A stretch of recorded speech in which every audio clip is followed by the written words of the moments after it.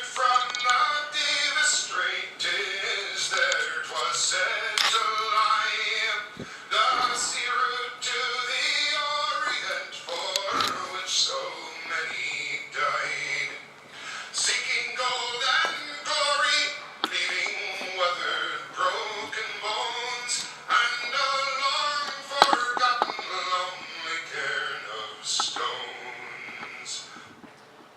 That is a pretty well-known song in Canada. It's about how in 1845, Captain Sir John Franklin of the British Navy set sail from England in two state-of-the-art sailing ships named the Erebus and the Terror. If any of you, these names ring any bells? In Canada, school children have to learn this stuff. I'm going to make it hard for our camera because I'm going to pace. That's okay. Keep you moving. So he went to seek the fabled Northwest Passage to connect the Atlantic Ocean to the Pacific Ocean. No one had any idea what was up there at the time. He took a hearty crew of 129 experienced sailors, and they all died horrible deaths. All. The deaths were shrouded in mystery, but it's attributed to scurvy, lead poisoning from the cans, exposure to the brutal Canadian Arctic winter. Now, I live at the same latitude you do. So we're talking about a winter of minus 50, minus 60. Of course, he was dressed as a British officer because it would be improper to dress like someone who lived there. And he died, presumably dressed as a British officer. Only after 170 years of searches that also claimed many lives did we manage to find his ships. The Erebus was found 2 years ago. Interestingly, the Terror was found last week. Traveling the Northwest Passage is not an easy voyage, but what made Franklin's expedition both heroic and ultimately tragic is that he set off into uncharted waters. He was trying to draw the map itself as he went. And that is, of course, what did him in. Now, I am no historian. I'm not even a navigator. I barely found my way here in time. I work for a board that conducts environmental impact assessment. We review them. So proponents propose a project, we put out terms of reference, we hold hearings, we do things like that. Last fall, we started emphasizing organized reasoning in our work after, of course, being indoctrinated by the same Professor Brown who's indoctrinating you today, I think. Until then, you could be forgiven for saying that the people who read our environmental assessment decision reports were a little like Franklin. They were drifting in a vast sea of evidence with only a vague idea of where the ship was headed. Maps do a lot. They show you where you're going, and they also show you how to get there. Organized reasoning helps us do the exact same thing. So in this presentation, what I'm going to do is I'll talk about how we made and shared a map of our reasoning in different parts of the environmental assessment of a particular development project called the J Diamond Project, which is a large-scale diamond mine in Arctic Canada. It was proposed. And what I'll talk about specifically, by the way, the Northwest Passage, now we know, is easily through this route. And we think Franklin's ships died down here. I never found out where they found the Erebus. The area that I work with, I'll talk about it soon. So I'm going to give you a little context. Right? I'm going to tell you a bit about the project and a bit about who I am, who I work for, very little. Mostly I'm going to focus on how we use organized reasoning during the environmental assessment process, the stages and the different ways that it was valuable to us. And I'll talk about what those values were, how it helped us as staff, how it helped decision makers, and how it helped participants in the environmental assessment, as well as the meeting. The board I work for, the Mackenzie Valley Environmental Impact Review Board, I'll just call it Review Board because it's much shorter. Okay? We're an independent court-like tribunal. So in the north of Canada, the federal government no longer judges environmental assessments or makes the main significance determinations. It's an independent tribunal that is half nominated by Indigenous people and half nominated by government. It's a co-management body. It's cross-cultural in nature.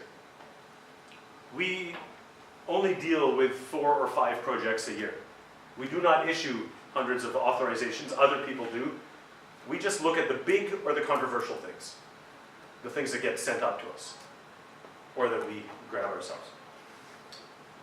Now, I'm not a board member, I'm the manager of environmental assessment, so I'm not the decision maker in the organization, but I support and advise the decision makers in the organization.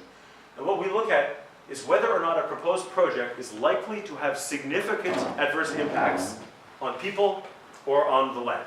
And by land, I include water, fish, wildlife, everything. Okay, the J project. This looks like a yellow star. It's actually the gleam of a diamond buried deep under a kimberlite pipe in the Canadian Arctic. This is our jurisdiction, the Mackenzie Valley. It's the northern part. So, Iceland, that circle with a logo is actually a bad map of Iceland, proportionately. There's Canada, that's where we are, in the Northwest Territories. Our area is about the size of a little more than Germany, and this is the Arctic Ocean. And that's where this project that I'll talk about is. Project, I'm going to talk briefly. It doesn't really matter what the project is, but it's the largest project that we systematically organized our reasoning for. And I want you to have a little bit of context. The J Diamond project was proposed by the Ekati Diamond Company, and it's for mining and processing diamonds in the Canadian Arctic. Over 100,000 tons per day of ore is being processed. It's not a small operation at all. It includes dewatering a large portion of a fish-bearing lake. There's a dike that's about 4 kilometers long around a shore, and everything inside the water has to go so you can reach the diamonds underneath. It's an open pit mine, building a new road to haul ore. This is a picture of the road. There are trucks in this picture. I don't know how your resolution is back there. Those trucks are bigger than the house I live in. There's a dust plume that can be seen for about 2 kilometers in this picture. And you can see this is all in the tundra. Might not look so unfamiliar to you guys who live at the same latitude. And there's a rock pile that's 80 meters high in a fairly flat area. It's controversial because there's a caribou herd that has dwindling numbers, and their main migration route is cut across by this road and other things. I won't get into what the actual impacts were. If you want to read that, I'll point you towards the report. But I do want you to understand a little bit about the process. Sorry, I put in X's because I was going to do the homework here. From proposal to the end of the assessment was about 3 years. The main steps, that was 3 years because much of the time was taken by the developer, who spent a long time doing a very thorough developer's assessment report. Our time of the board and of the parties together was 13 months, I think. So we get a project, something gets sent to us, we start the project, we scope to identify and prioritize the issues, then it goes to the developer, who produces a report describing what they think their impacts are going to be. You guys are no strangers to these reports. My understanding is you've produced a number of them. Then we have a process for analyzing the impacts. So information requests and face-to-face technical sessions. We get reports from the parties. And then we hold hearings, and our hearings are court-like. We don't swear witnesses, but other than that, it's following a court-like proceeding with cross-examination, an order, pre-hearing conference. And then our board makes a decision. The decision is the project likely to cause significant adverse impacts? If so, can they be mitigated? What has to be done for the project to go ahead? Most of the time, our board has chosen to approve projects, but only with mitigation to deal with significant impacts. So that's the board's decision, and then that gets sent to a minister, sometimes federal, sometimes territorial, depending on where the project is. And the minister has to decide whether or not to approve the board's decision. In about 95% of the time, they have completely accepted the board's decision. But we don't know. And there were a number of information requests going back and forth between parties. There were a few hundred. And the public registry for this was about yay big. So based on this, I'm guessing about 45,000 pages. A lot of information, some highly technical. Many of the parties were small indigenous groups who are quite vulnerable, potentially affected, in their opinions, and that's part of what we had to decide. Remember, we're looking at not just biophysical impacts on wildlife and water and fish, but also cultural impacts, social impacts, impacts on spiritual intangibles.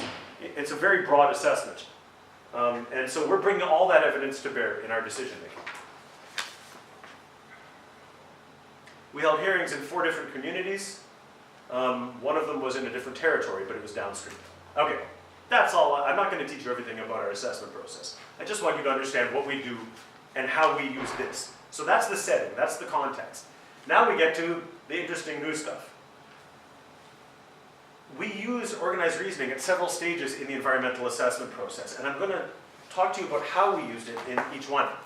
We applied this reasoning only in the final third of the assessment process. Why? Because, as Professor Brown pointed out, it was only recently that he came by and we drank his Kool-Aid, that we, had the benefit of using as deliberate an approach to organizing our reasoning. And we're already 2/3 of the way through the assessment. So it was, remember I showed you the stages of the environmental assessment. It was after information requests and before the hearing that we did that. We use this in the impact analysis, the staff impact analysis, based on what we got from the parties. We use it in getting the board ready for the hearing, in the hearings themselves, in the board's decision, and in drafting the report of environmental assessment, which is a large document that undergoes considerable scrutiny and review, and if signed by the minister, becomes legally binding. Okay, one step at a time through these. When it came to the impact analysis, I have a group of environmental assessment officers who have different expertises, different specialties, as well as some generalists, and we work together to try to prepare draft arguments. First, we got each of them to come up with draft arguments about whether or not they conclude that the evidence indicates a significant adverse impact, and on what basis. They came up with a draft argument, but then we got them to share them on a whiteboard. I don't know what you call a whiteboard here, but it's a big board. It's like a blackboard in school, but it's white, okay? It's not high technology. I'm sure there are better technological ways to do this. We don't know. But we put them up, and then the entire team took a turn scribbling on the whiteboard, drawing arrows, connecting reasons to the conclusion and premises. This had some very useful points, because suddenly it's not just our water engineer who's looking at impacts of drain down on a particular channel. We also have our cultural guide who's looking at the impacts of that traditional crossing and what difference that will make. We have our wildlife person looking at how that will affect wildlife movement. So we have a lot of back and forth, and the thinking is not so siloed. And it turned out this was a very good mechanism for facilitating team thinking, is having this structured argument, going to a conclusion, and having all of us poke at it and try and figure out if it was strong. This is not pretty, and it's a little blurry, and of course that's on purpose so that nothing confidential is revealed. But what you can see here overall, this was for Caribou, different reasons of cumulative impacts and public concern, and how the cumulative impacts and public concern that already exist are being added to by the project, and how there are project-specific impacts from crossing the esker and from dust and from the waste rock storage. Oh, but if I flail and point, it's so much more exciting. Okay, thanks. And so we use that to come up with the conclusion. For the social stuff, this one has to be read this way, I think. This is for social impacts. We're looking at there are some benefits, but we know there's some things that are not benefits. We know there's quite a rate of change of time, a rate of change over time that communities are having a hard time coming up with. We know traditional livelihoods have been affected, and due to that, we think there are project effects. We think there are cumulative effects on traditional livelihoods, and that those collectively affect significance. But the point is, this was not, one person drafted this, but the rest of us all mucked around with it. And in the mucking around, there was cross-pollination, and there was more rigorous analysis. Okay, there's a pile of those.